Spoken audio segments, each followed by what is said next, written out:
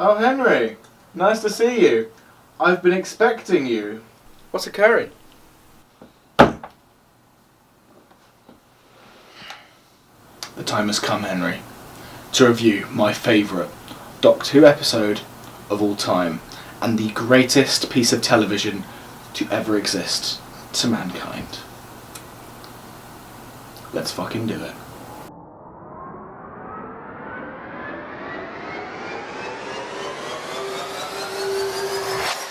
Yeah, alright then. Hey, what happened to that review we did a while back of Remembrance of the Daleks? Oh, hi Henry. Didn't I tell you? The footage got corrupted. I couldn't edit it. Oh. Well, I don't mind watching it again. I don't mind watching Remembrance of the Daleks. Let's fucking do it! Let's rock and roll.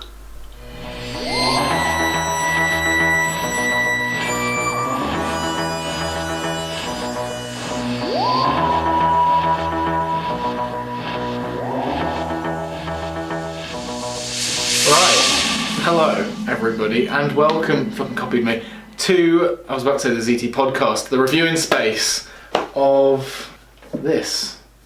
Remembrance of the motherfucking Daleks. We attempted this.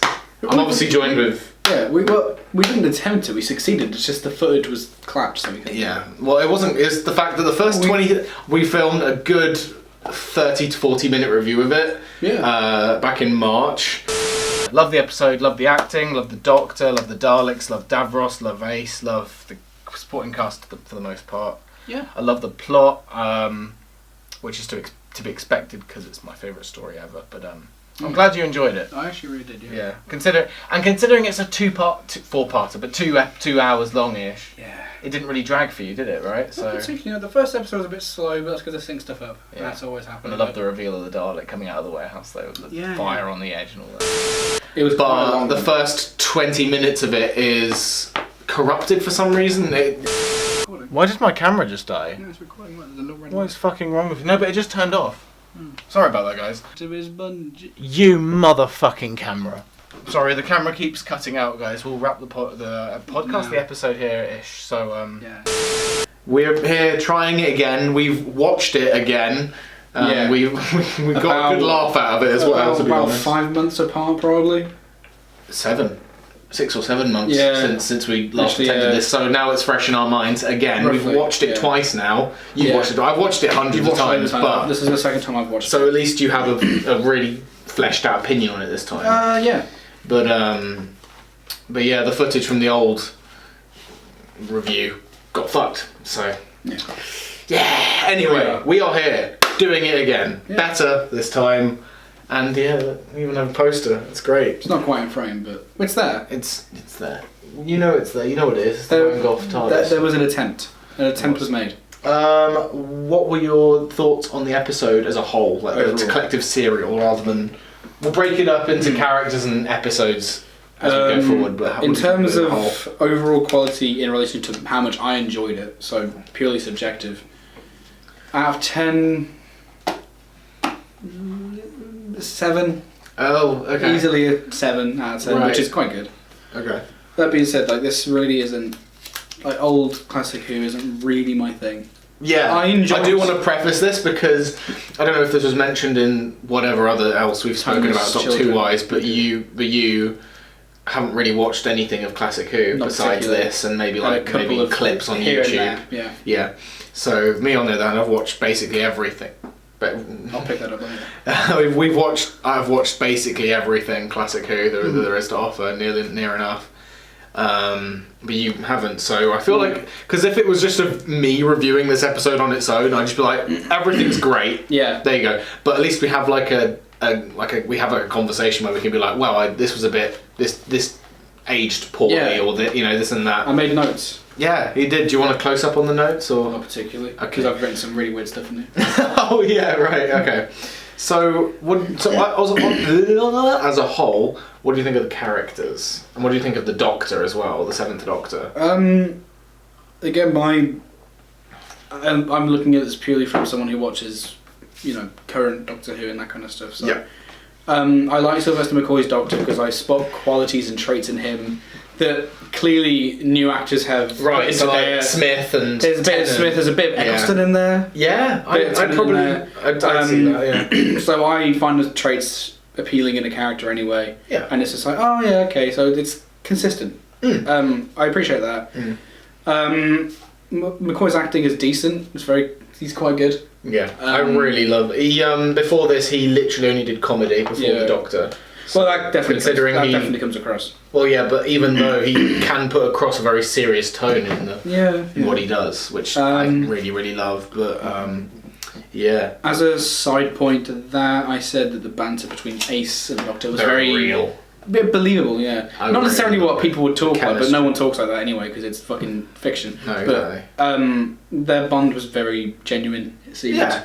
And even I from really the first liked, scene, I really liked the way they interacted with each other. And I mentioned to you I how never this quite was, knew where it was going to go with them. And I mentioned how this was the second serial that they, Sophie Aldred and Sylvester McCoy, the second serial they worked together in. Yeah. And only the 4th episode of the show. So I'm considering they really do seem to have a good chemistry on set, which I really, really do like. I say, Ace is one of my favourite companions. Sylvester McCoy is my favourite Doctor. Yeah. And this story is my favourite of all time still.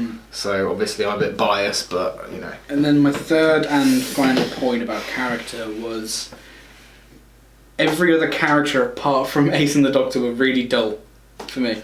Right, okay. I did not care about them because I didn't know enough. I'm like, okay, you're a scientist lady, and you're another scientist lady, and you're an army guy, and you're a Nazi army guy, and you're a Nazi. There's nothing really past that. I don't care about these people or what happens to them. They could all die and I could sleep easier at night. I suppose I'd have to disagree with Rachel, Allison, and Gilmore to an extent, though. I feel like maybe that's because Group Captain Chunky Gilmore. And the guy looks like John Cleese. Yeah, actually. Yeah. No. The reason there's this Big Finish spin-off called The Countermeasures, and it's those 3 characters plus a 4th edition. And I've listened to the first box set. I don't know if it's because of that, but I really love. I really love that group, but I imagine that would influence it because I'm looking at it just as this episode. I suppose. As one thing. Do I care about anyone else other than the main characters? But to counter that, I watched this episode from a very young age, and for some reason I really resonated with Rachel and Gilmore. Maybe not as much Alison, but she's kind of she feels like a background character. Sadly, poor Alison. I suppose so. I personally, but that's subjective. I think it's just the way of viewing is different, I suppose, and age as well. There was one character I quite enjoyed seeing whenever they came on screen, which was the headmaster at the school. Oh yeah, he looked a bit like fucking Adolf. He looked like no, not what's his name. Himmler. You said it as we were watching it. Yeah, I can't remember his first name. I think it's Heinrich Himmler or something. Right. So not Hitler himself, but one. He had the tash and the sort of haircut and everything. He looked down there. But I wrote down every scene with the headmaster is fucking gold, especially when he fucking knee drops Ace. And then, we fucking laughed out loud when we saw that moment. She goes, "Oh, sorry," and then just fucking knees her in the chest. 50-year-old man just knees a teenager, this little girl in the middle of a school. Honestly, it's so. It was the 60s. It was a different time. Back before people got so fucking sensitive about everything. Back when you could hit children like it was the cure for cancer. Fuck's sake. Okay, so actually, most of my notes are just quotes and stuff that I thought were hilarious. Perfect. Yeah. But so obviously this episode came out in 1980 something, probably 88. Why did that take me so long? And it's set in 1963. I already prefaced this to you that this took place probably days or weeks after the events of An Unearthly Child, because it takes place in the same area. It takes place at Coll School, and the junkyard, and those are the main places. Those are the 2 places. Those are the 2 of the 5 sets they have. Yes, they had the warehouse as well. They have Ratcliffe's place. They have the school. They have that junkyard where they fight the Dalek. They have that street, and they have 2 ships, which I'm pretty sure. And they have the basement as well, but that counts as the school, technically. Also, I do want to quickly say, I love all the callbacks to earlier Who. So the history book that Ace picks up. What was it? It was the French Revolution. Yes, and Ace picks it up, and it's obviously the book that Susan has in the Unearthly Child. And then I love I just love how they're in the junkyard, and this should have been the 25th anniversary episode. I don't know why they made it Silver Nemesis. Yeah, I'm not a big... Anyway. I don't really understand every single reference, but I did point out, appreciate that there are some references that I get. And there's some references in the movie that you pointed out that went back to this episode, like the caretaker moment. Yeah. And what else was there? There was when in, I think it's End of Time, not End of Time, what's it called? You said Journey's End, yeah. There's a point where Davros mentions the Doctor as someone who's butchered millions, and I thought, that could be a little... Nods how he blows up Gallifrey. Not Gallifrey, Skaro. Yeah, I was like, you could link that to when he destroys Skaro and that kind of stuff. Yeah. And obviously, this episode is the first episode where the Daleks have seen flying, levitating, hovering. And you were like, I thought that first time was in Dalek in the new series in 2005. Well, because I think that's a fair enough... They stole it. I think that's a fair enough conclusion to make. Not a fault to you, but it's a fault to like how people go, what a great moment, Daleks can fly now. No, they've been able to fly since the 80s, really. Yeah. You know what I mean? It's just a bit... Yeah. I just hate how that moment kind of undermines the moment from I put Remembrance of the Daleks. But anyway. Neat references to show's history. That's what my note was. Yep. We said about the effects as well. No, we haven't yet. Oh no, we haven't spoken about the effects or any of the dressing around. We haven't spoken about the theme, the intro sequence. We haven't spoken about. Yeah, we need to talk about that. So I have one major criticism, which I had last time, but in general, just pacing.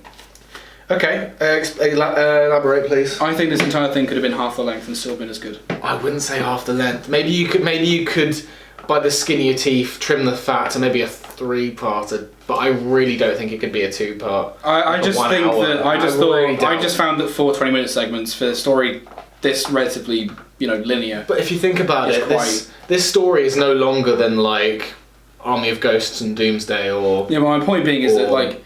Because of the formula they have, which is 4 20-minute segments, there are some sections in the episodes that are padded out a bit to get to the 20-minute mark, so you can. I do understand that, but I don't think it could be cut in half. I really don't think it could. There is a lot of stuff that I would cut personally, just because I just didn't enjoy it. But I don't think there'd be enough to cut personally. That's why I wear anyway. Yeah. Pacing was a big thing for me because there are some episodes where. Like for big chunks of it, like I do get that episode 3. There's a lot of padding in episode 3. Lot of padding. Episode 4, you can't really cut anything. Episode 3, you could definitely cut that in half at least. Oh yeah, I do agree. There's some stuff in episode 2 you could trim. Episode 4 needs to stay pretty much the same. The entire thing could be an hour long instead of an hour and 20. Well, yeah. No, so I agree. But as a caveat to that, you do lose those of little moments that I ended up quite enjoying. Like world building moments and little character. Just mainly the character stuff, because I don't care about world building for shit. I care more about characters. Yeah, I get so like I bring it on to that. I liked the sequence where the Doctor's in the shop getting that cup of tea. You miss moments like that, don't you? If you trim too much, that moment is iconic for the Seventh Doctor. I call them iconic on a whole. I call them farmyard moments because of Age of Ultron, when in the middle of this film they just go to the farm for like half an hour. But like you need little moments like that. Just to calm before, isn't it? Really? It's just to like these are people. So I really enjoyed the shop sequence. The moment about the sugar trade and. Yeah, but there's that bit before that when decisions. Where Sylvester McCoy actually does some like pretty like good acting where he's talking about like, I'm gonna have sugar in my tea, and he's like, yeah, of course you can. He's like, would it make any difference? Yeah. He's like, it wouldn't make any difference. It's like your tea would taste sweeter. He's like, yeah, but outside of the tea, would it make any difference? Like, why can't he says something like, it'll make my taste buds feel nice, but like, why can't I just do that for everyone? Why can't I control everyone's taste buds? Yeah. Which could be like why can't I just fix everything and help everyone? Which I really enjoyed. Like that's a weird moment to have. Like also, in the middle of this, but it is quite good. Doctor as well. I was like, it is kind of. If you think about like the tone and like the theming of the episodes, like it does come a bit out of nowhere to have this weird like him waxing philosophy with this random dude in the shop, but it is still a really nice bit to have. No, I get that, and I really enjoyed that a lot. Yeah. I enjoyed it more the second time because I was actually able to like process it the second time. What they were saying and all that. But yeah, because the first time I was just watching it to profound it is. I love that. Also, there was another moment that was really quaint and kind of nice. What was it? I completely forgot what it was now. Oh, it was a moment about like Gallifrey and Ace asking the Doctor about the Hand of Omega, and they're on the stairs, and it's just a subtle moment, but I really like it because it really does, reveal some certain things about Gallifrey and the Time Lords and stuff that you'd never really knew before this episode, which is really good. Yeah. Yeah, and obviously the Doctor's like letting Ace in on some of these things that he would otherwise not tell anybody. Yeah, well, I couldn't imagine a bit closer. Like if you, I couldn't imagine like Matt Smith or like David Tennant's Doctor telling the companion exactly what's going on. Like they just wouldn't do that. Especially not Matt Smith. Especially not Peter Capaldi. He wouldn't do anything because he's like a gaslighting horrible man. But his Doctor, I mean, not Peter Capaldi.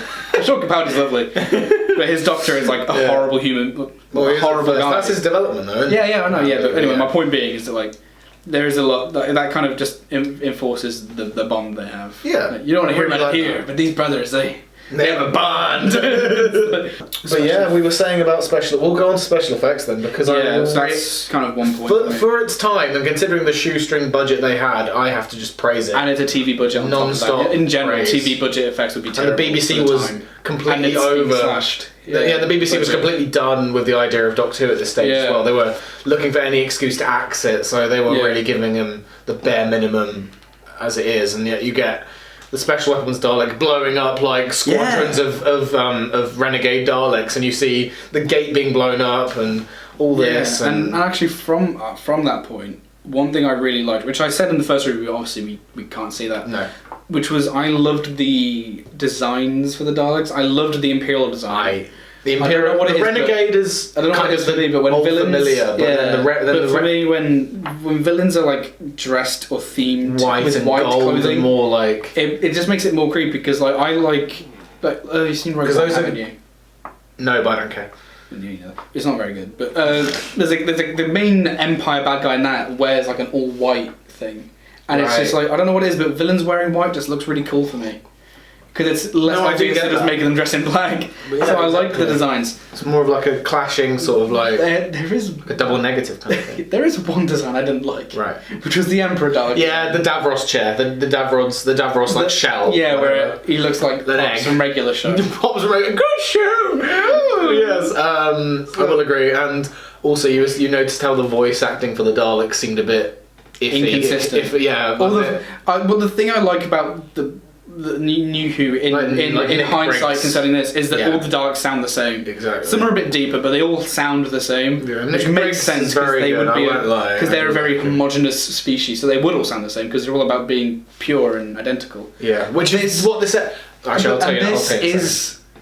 So the inconsistency in the voices here is just a little bit jarring. I suppose I will agree with you there. But going on from that, I love how the Daleks' idea of purity and like equality about like superiority. That's it.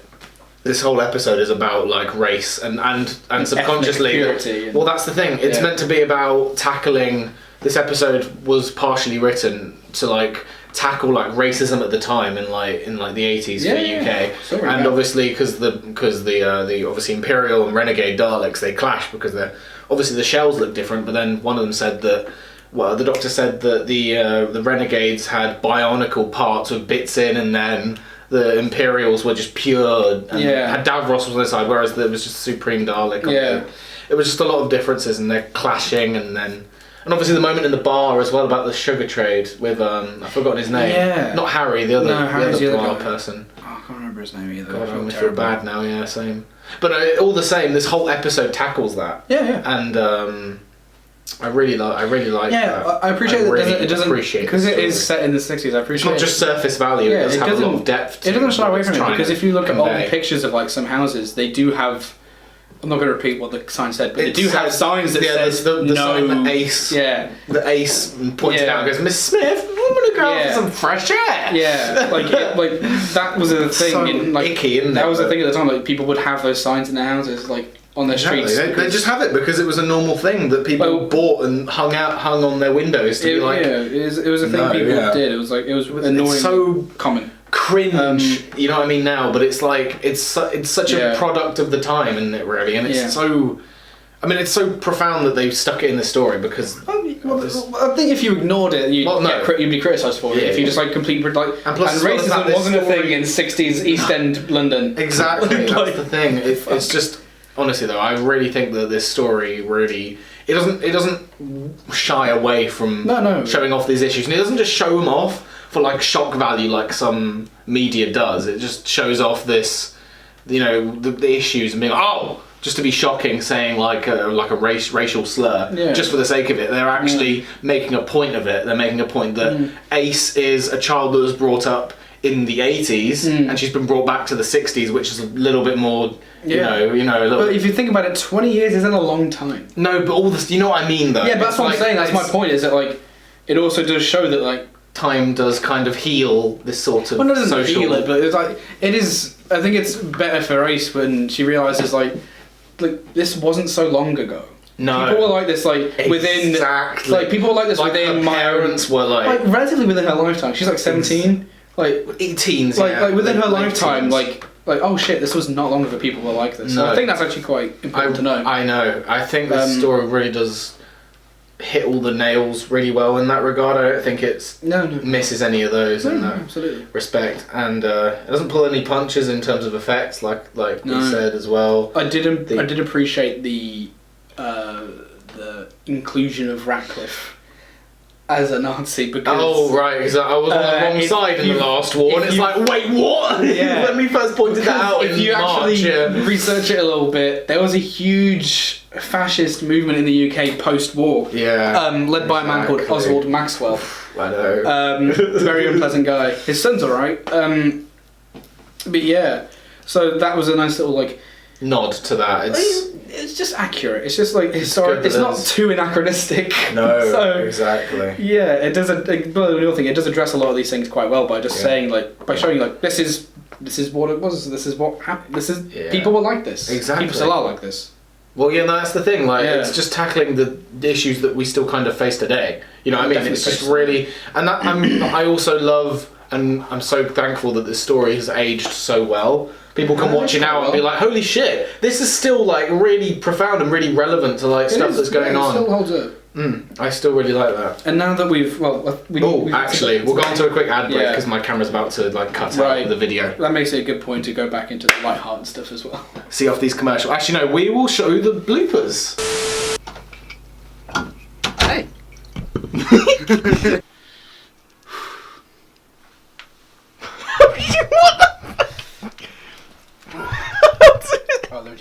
Oh, for fuck's sake! Can we just go? Okay. Can we just do this, please? Here's good, or do we go? Yeah, no, that's perfect. Yeah, alright then. I just love you! You fucking slapped me, you... Alright. Wait, I looked at the camera. I'm the one who did that. Fucking pillock. You pillock. Still wrong, so just go now. The time has come for you to review this with you fucking smoked. You made eye contact. I know. Yeah, every time you just set me off. Every time. Look past me, yeah. Hey, what happened to that review we did? Do it again, sorry. I need to sort out the framing. Hey, what happened to that review we did a while back for Remembrance of the... I don't mind what Remember the Daleks. It's hard to say, that isn't tongue it? twister? Remembrance Why? of the Daleks. Remembrance of the Daleks. It's a lot of syllables in one. Did you enjoy those bloopers? I hope you did. They were very funny. They were. But yes.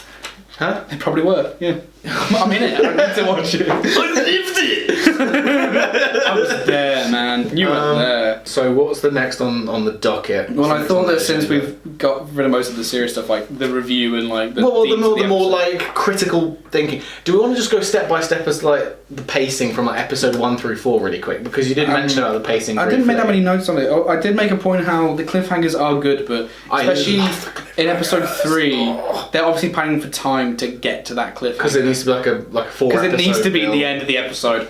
So that was my only major issue, which is like you can tell like there's normally like a 5 or 10 minute in episode 3 it's like 8 minutes before, and you can tell they're building up to a cliffhanger. They're just padding it out. I do get what you're saying. But I figured that since the first half we've done the basic review and our thoughts on it, and we've talked about the heavier themes in it, we can move on to the more light-hearted stuff. Okay, like some of the quotes I've written down from the show that I thought were hilarious. Fine, let's do that. There's a section, I want to say it's episode 2, or the start of episode. What was the quote? The I'll Allison. tell you. Allison is dead. Oh yeah, no, it was episode 3. Start of episode 3. So the end of episode 2, Ace is calling with these 3 Daleks, and then the Doctor. Great cliffhanger, by the way. It is a great But cliffhanger. Yeah, love that there's cliffhanger. genuine tension there. Yeah. And the start of the 3rd episode after that is the.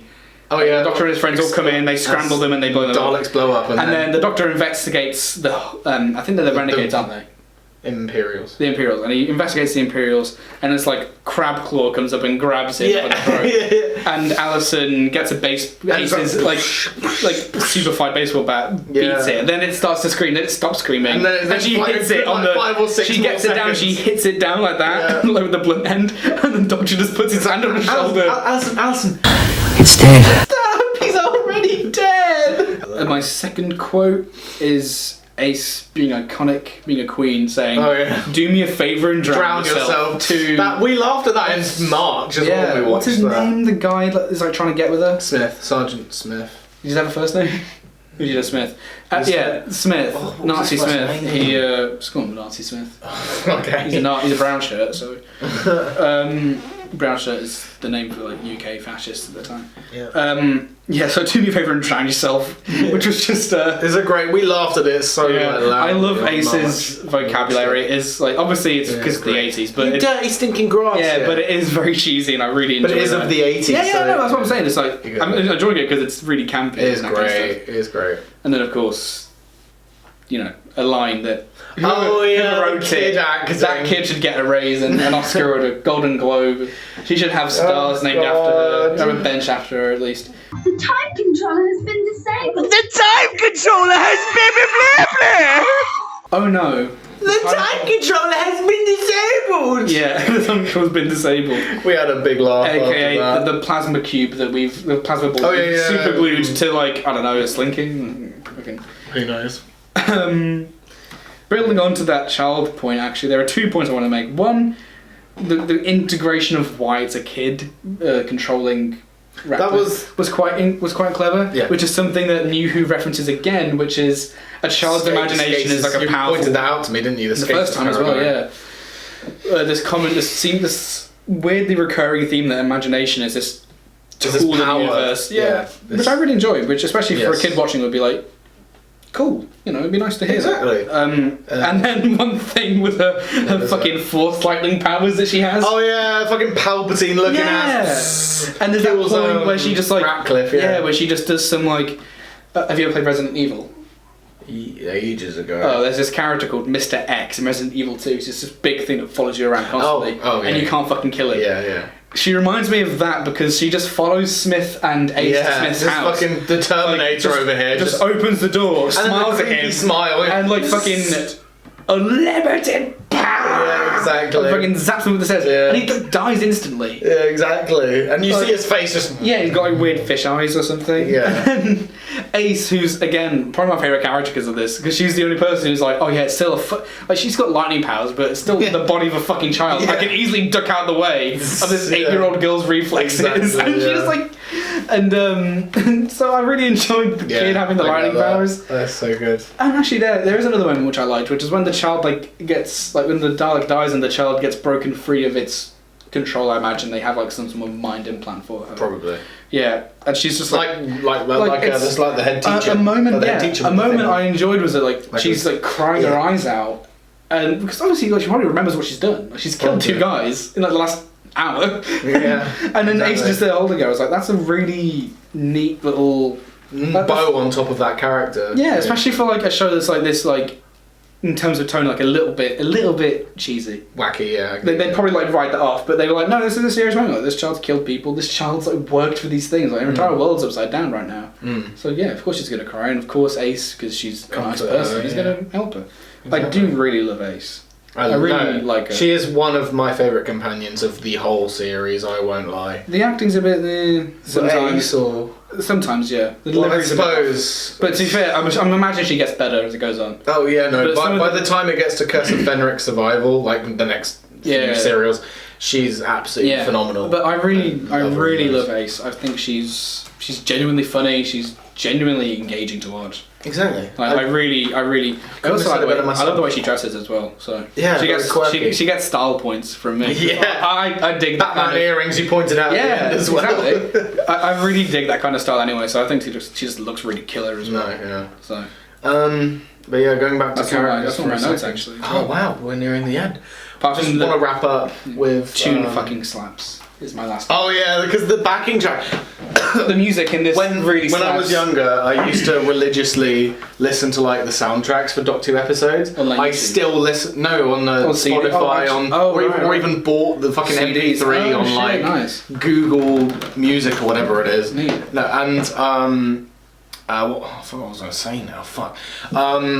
Yeah, obviously this was one of the first classic stories I watched. I watched this when I was like 6 years old. Oh shit. I know, like just after like Eccleston's series had just wrapped up, I'd watched a few VHSs plus this one, Yeah. and this was the first classic Doctor Who DVD I bought, and it's signed by the Companion and the Doctor, And Sophie Aldred, and this episode is a close place to my heart, and Nice.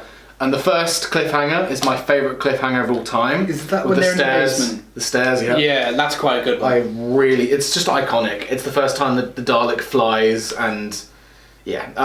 Also, like I say, favourite companion, favourite. Yeah. Plus, one of my favourite spin-offs comes from this, which is the audio one, the countermeasures as well. I do Won't admit lie. that the first very cliffhanger biased, but the first cliffhanger is very easily the strongest one because of the misdirection where you now by that point you know that something's up with the headmaster. He's being Yes. controlled, and the Doctor talks about an operative. yeah. So you're thinking like, oh, it's gonna be the headmaster. He's gonna come down, and then it feels like it'll probably it'd be another Dalek, and the Doctor's like, oh shit. yeah, and then the Dalek shows up like, "Sup, bitches!" Like just fucking rolls out like, oh Exactly, shit, right, how and then you you're doing? like, oh nice, this is actually that's Exciting. a nice little touch. I know. That's a nice little.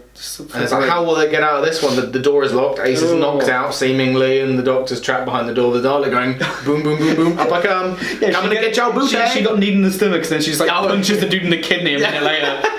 It's so fucking You haven't been punched in the funny. kidney. It fucking hurts. God, Like, yeah. And this dude's like in his 60s. And she's like a girl. No, with but a it's the fact physical- that he fucking kneed her in the Yeah. fucking stomach. And like, earlier. she's like, bear in mind that she's a lot younger, so she's gonna be a lot stronger. So she's like Yeah, punching him I love full it. force in the gut. yeah. Also, standout moments. Also, Ace running around Coal Hill, bashing Daleks With a the baseball bat. baseball bat. That's killer. Jumping over Yeah. tables and jumping through windows, and I love this shit. Yeah. This shit is what I live for in Most of Doctor Davis Who. are like watching her and being like, I'll make my Doctor's action heroes like Ace, pretty much. Yeah, Because David Tennant Ace especially, is what he was Jodie wishes she was as a Doctor. Because like David Tennant is what Ace is. David Tennant, I would say, is Lively, the first action very- hero Doctor. I think in terms of Eccleston new- to a degree, but You don't I think get enough of it. No, you don't get enough. But of it. David Tennant, like, you get run from explosions all the time. Yeah, and you like don't get that as much and with that Eccleston. music in the background and that kind of Oh stuff. yeah, that's kind of true. Eccleston doesn't have that many like chase moments. Or, No, like, but Tennant runs a Anyway. lot. yeah. But no, I do love how obviously with the chemistry between Ace and the Doctor is that like Ace is the one who like even when they're like running, even when they're like going down the basement at the end of Yeah. part one, Ace is the one that is in front of the Doctor. Yeah, She's the one with the bat like protecting Yeah, him. 'cause she's like a street Because kid, and that's the thing, and he's she- this old dude with a cane. That's what I mean. That's what I mean. I love that It's a sort nice of. little dynamic, isn't It's it? a great dynamic because the Doctor's like easily the one with the brains, but she's the one who like can protect, can hold her own. Yeah, she's and, yeah. And as well as that, Ace is the first companion of the show. Not from this episode, but in future episodes, they really develop her backstory and her Yeah. upbringing, and her trust with the Doctor actually gets lost in future serials as well. So I really love Ace and what they do with her. That's all I'll say about the chemistry because we've done that to death. But they're amazing. Ace and the Doctor, beautiful. Yeah, she is really well written because she is like a kid, but she's just like.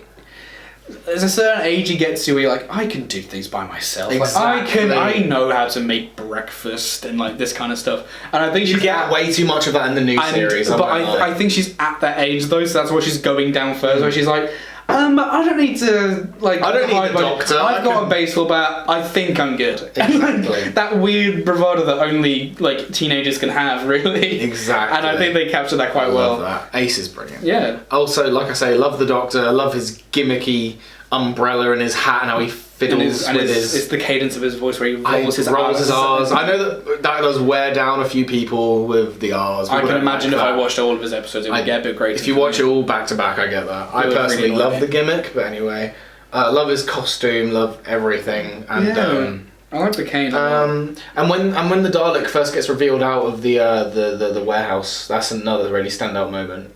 I'm sure that's like when they're shooting guns at the shed and they're blowing it up with like RPGs and shit, and then the Dalek comes out and they can't kill. And then the moment where the soldier flies back against the that's brilliant like wiring effects, isn't it? Where they fucking shoot him backwards. That's just good stunt work. That's just like well executed, simple stunt work. It is at its best. When it works well, it really works. Yeah, perfection is just a lot of little things done right.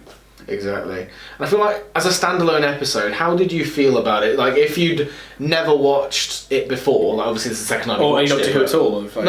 Well, if you never knew what the Daleks were, like if you know what I mean, like how would this episode stand in terms of like explaining like the Daleks to you? Because I feel like I'd get the gist, but I feel like you'd need because you've got this idea of like the factions and the like Sarah and Davros. There's a lot of like things that you need elements that would be like you can grasp it. Like Davros is probably like their leader or something, and they do mention he made them, but like I feel like the only weak link in there is the fact that like Davros is revealed. There's a lot of things in there that you would need to have a bit of like a lot more than just like the Daleks kill people. Got it. Whereas in Dalek, all you need to know is, the episode Dalek, we need to know, they basically explain it all for you for any audience. Exactly. But this is my first episode with the Daleks ever, I would probably, I'd get it. Yeah. But I probably wouldn't appreciate it as much, because one thing I really appreciated was the idea of Daleks fighting each other. Infighting. Yeah, I suppose that's a neat idea. It does let itself down if it was the first time anyone's seen Daleks. But then again, it's like, the only thing that would really stick out like a sore thumb is the fact that like if you never saw the Daleks before and then suddenly they reveal Davros as this big villain, you'd be like, oh, he's just a bloke in a chair, really, isn't he? You know what I mean? He's just some troll. He's some troll in a weird. He's just a prune in a wheelchair. Yeah. Exactly. Yeah, that's the only thing I think would stick out. Everything else is kind of serviceable. Would you say is kind of a good word for it? It's serviceable enough to explain Daleks, but it's not. It doesn't. It's a perfect little like spark note. Well, I suppose not, because it doesn't really explain. I suppose it does explain Skaro well enough if you're paying attention to what the Doctor says. Well, you don't need to know much about it. Like, it's where they come from. That's what you need to know. Exactly, and like it's really the Hand of Omega stuff that you need to really just pay attention. Yeah, to. I had to make you pause it and basically try and summarize what it is. Mythical things from Gallifrey. In short, it's basically Eye of Harmony and whatever. In short, basically, it does whatever a writer wants it to do. Yeah, it's a plot device. It's like the Force. It is the Force, basically. Yeah. It's just like, how do they do that? Hand of Omega. Time Warp. Pandorica Big Bang 2. That's the new one. That was the new one for a while, which was just like, wait, but they said this in like Pertwee's things like, Pandora. You reset the episode, not the episode, the universe. Remember? You reset the universe. So yeah, there's a lot of this. Yeah. So like, it's not majorly like. It's not egregious plot device. No. It's like it's a bit nebulous as to what it can actually do and what it is and why it's important. Yeah. They just say like it's important and they show like it can do. It can like things. It can like supercharge the Doctor's past and then it can like a sun implode and you can also make stuff with it. It's basically the Infinity Gauntlet.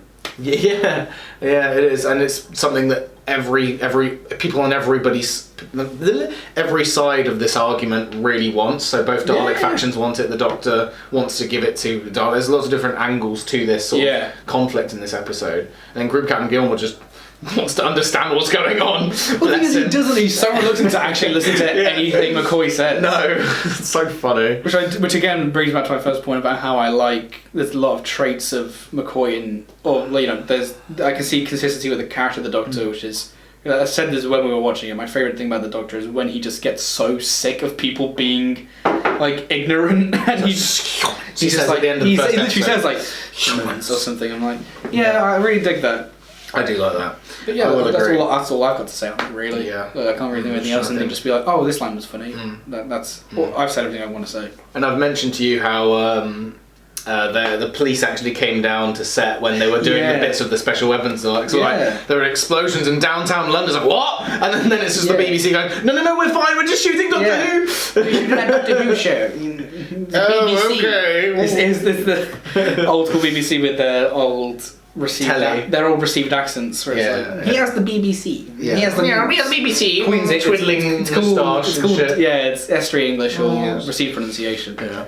And then the most meta the show ever gets is where Ace is They like straight turning up- on the telly and it's Like Doctor Who canonically exists as a show within Doctor Who universe. so meta that. Which is weird to me because I think they would. I doubt- Because I thought that Moffat of all people would have addressed that because he's so like. It's like, oh, let's fan-servicey. fix the fucking plot. No, but he would. error. No, he would have an episode where like the Doctor's trapped in like an. I think like where the Doctor's like Trapped seeing in, Doctor like- Who, or he finds out. Yeah, who, there or, like, probably is somewhere there's out there's there. probably like a There's comic, a Doctor Who comic or where like like. a book or like an audio. You know how out you there address somewhere. it. You know how the way to address it is if like if you've got an episode or you've got like I think they do comics of Doctor Who. I think Titan They do loads. They do. Yeah, they Titan loads. do them. So you could just have like a bit in that where the Doctor's watching telly, and he just goes, "Didn't like." Who's that chap? No, he just like didn't happen like that at all. Turns it off, like really pissed off.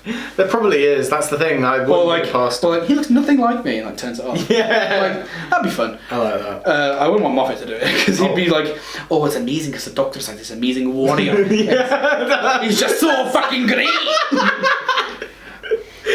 And every girl in the universe wants to fuck him. It's like, no! He's 1,000 years old in a different species.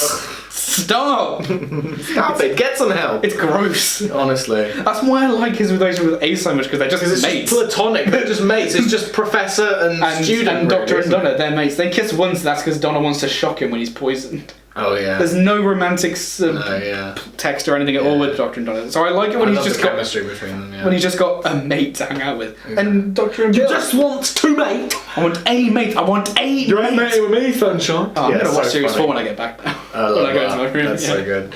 Honestly though, members of the Daleks, getting back to it. Yeah. A lot of funny moments that made us laugh. Obviously the effects are I would argue dated in part. I the think some of acting. them are unintentionally funny though. Oh Definitely. no, absolutely. I'd say I 50-50. agree. I agree. There are some moments in there that just weren't They're meant just to be cheesy funny and they just don't at all. age well. Yeah. Yeah. Or like because of weird acting, like the girl. But I think story-wise, it's still It's solid. It's Yeah, still it's decent. Brilliant. Again, I still say my point of like you could trim quite a bit out. Yeah, maybe a tiny bit. Oh, I don't know. Yeah. Overall score, I'd stick with my strong 7, like a very high 7. Fitting Like, for the Seventh Doctor. Well, it's not the 7th Doctor anymore. It's like a high. Terminal. It's a high 7. It would encroach into an 8 if it were a bit shorter. Okay. But I have a massive problem with pacing. I've got a very short attention span. Fair. Well, yeah. Like I have to read books in like 50-page chunks. I can't just sit down and read one anymore because of my brain. Yeah. Yeah. I don't know what else there is to say apart from that it's important story from my childhood and And I hated it. yeah. I liked it. I enjoyed it. I feel like I'm gonna end this review and then we'll be like, "Fuck! I should have said this or that." So I'm really worried. That's the same as with anything. Like when you I know, but it's like like, when this you, is my favourite story, and it's It's like when you get asked to write a Christmas list and you can't think of anything you want, and then you send it off to you, It's like, like, no! then you like give it to your parents, like your mates or whatever, or you pass it around, and then like 2 days later you're like, oh. should have asked for this and that. I always just call my Christmas list my second birthday list because my birthday list is just like I don't know. It's I like guess a I few could use months later I guess or I could whatever. use a new pair of trousers, and then in Christmas I'm like I really wanted this box set actually, so I feel like Yeah. but yeah, I know what you mean. I feel like as soon as this camera goes off, I'm gonna be like, oh, I should have mentioned that. Yeah. But I've already went through all my notes, so it's good. Because like I say, I want to do it justice, because it is a really, really good story. Most of the stuff you said to me during the actual viewing was just my questions about continuity and stuff. Right, yeah. I don't know most if of we the really had any continuity is conversations okay, about but- the actual episode itself during. No. I was just asking you about, what does that mean? Yeah. Well, yeah, no, that's true because, like I said, there needs to be some just like context that you need here Yes, and there, yeah. little bits. Because obviously you haven't seen Unearthly Child. No, or I those got callbacks, the more oblique references like the junkyard and the school and Yeah. the year. Yeah, but then the book with Susan and then Yeah, I wouldn't have noticed that. no. I would have been weirded out, like, why have they zoomed in on that? Like, why is there a shot on that for like an extra second? Yeah, It's like the shot focuses for like 2 seconds. I'm like, oh. Then you're like, oh no, it's the book Susan's reading or something. Yeah, exactly. Yeah, I would personally argue that it's perfect as it is, but maybe. But you've got like segments you've got could more of be an attachment to trimmed. it than I have. I suppose, yeah. I have these rose-tinted spectacles, You've got beer goggles for it. so obviously I'd think You'd rate it a well lot of higher this. than I would. Well, You'd probably obviously- give it a 10. I do Yeah. give it a 10 basically. Maybe a 9.9. at lowest. You know what I mean? You know Not what I mean? enough sex. That point one. You just had one sex scene. If only Ace and Smith. No, not with a Nazi. Never with a Nazi. Nazis are bad. Do me a favour and drown yourself. Oh, I'm gonna get that tattooed. I want to use that as the one. If someone ever fucks me over, I just want to say that. Dirty They'll be stinking like, grass. You can just show the tat. I'll just be like, you dirty stinking grass. Or like, Yeah. bro, you like dirty. Yeah. But I think we said everything. Yeah, I think so too. Yeah. I really love this story. I just want to say that for the 100th time. I enjoyed it. I quite liked it. I'm really glad that you liked it. I'm surprised by how much I liked it. Because this was obviously this is one of the first Doctor Who stories that I think I'd show someone. Not the very first, if I'm thinking objectively. If I'm trying to be like, Go for I want to introduce. No, I mean Classic Who. If I want to introduce someone to Classic Who, just purely to be like, this is the best way to introduce it, I'd probably show you episode 1 of An Earthly Child, and then I'd probably throw you into this one. Right. Because then you'd get all the references, and then you could. Suppose. That's the only thing you'd probably miss. And then obviously maybe Genesis of the Daleks, but I think this is one of the first ones I'd show, so I'm really glad that you liked it. I enjoyed it, yeah. Because it is a really solid one, and obviously it was hated. Not hated at the time, but it was obviously this whole era of the show was kind of hated, and Sylvester McCoy was like this unlucky doctor that killed the show at the time. So I like it that, you know, like the show was already dying by that point. Yeah, that's the thing. I think it needed the break, because if you have a show going for that long, people are gonna get sick of it. Exactly. So you want to. It's like fishing. Like you bring it in and then you leave it. Yeah. And you bring it in again. Yeah. I feel like I've never been fishing, but apparently that's what you do. I mean, I've heard it. Apparently. I've seen it in enough films to be like, that's probably how you do it. No, yeah, that's pretty much all I have to say. Yeah, I just adore this story, and I'd give it a 10 out of 10 probably. So I'd give it a 7 out of 10. How about a 10? How about a 10? 7 out of 10. Yeah, this has been the review of Remembrance of the Daleks. It's been fun.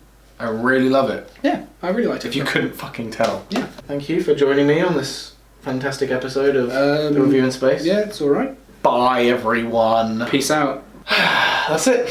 Yeah. Oh, God, my arse hurts. I've been sitting in that chair for like 2 hours. 3 hours nearly. Yeah, because of all the times it skipped and shit. Oh, my back clip. Oh, I heard that. Oh, so much sitting.